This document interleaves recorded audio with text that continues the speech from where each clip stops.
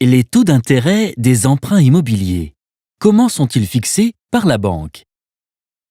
Lorsqu'on souhaite acheter un bien immobilier, on emprunte habituellement de l'argent à la banque, on fait un emprunt immobilier. Pour pouvoir prêter de l'argent, la banque a besoin de ressources. Elle les obtient d'abord auprès de ses clients. Elle utilise en effet une partie de l'argent qu'ils épargnent, par exemple sur leur plan épargne-logement, PEL. En échange, elle leur verse des intérêts. Finalement, la banque utilise l'épargne des uns pour financer l'emprunt des autres.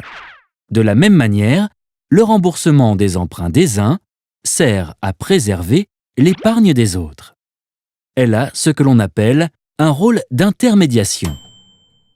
Ensuite, si elle ne collecte pas assez d'argent grâce à l'épargne de ses clients, elle emprunte auprès des autres banques et éventuellement auprès de la Banque centrale européenne, BCE.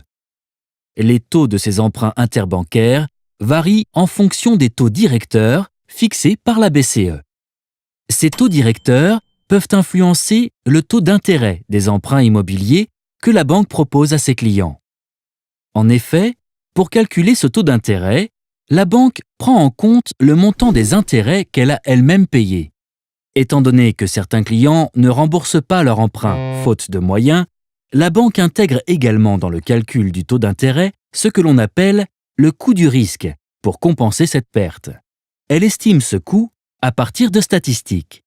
Elle intègre aussi d'autres variables, comme son coût de fonctionnement, qui sert notamment à payer ses collaborateurs et ses locaux. La banque cherche ensuite à faire des bénéfices pour assurer la pérennité de son activité. Elle ajoute donc une marge qu'elle fixe en fonction des offres présentes sur le marché. Le taux d'intérêt que propose la banque peut être fixe, c'est-à-dire qu'il n'évolue pas pendant toute la durée de l'emprunt. Ainsi, le client sait dès le début combien d'intérêts il devra payer au total.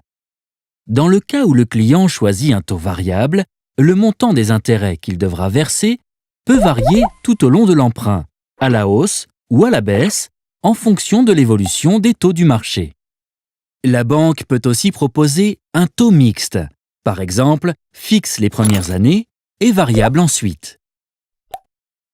Le taux d'intérêt détermine ainsi le coût d'un emprunt immobilier et nécessite donc d'être étudié avec attention.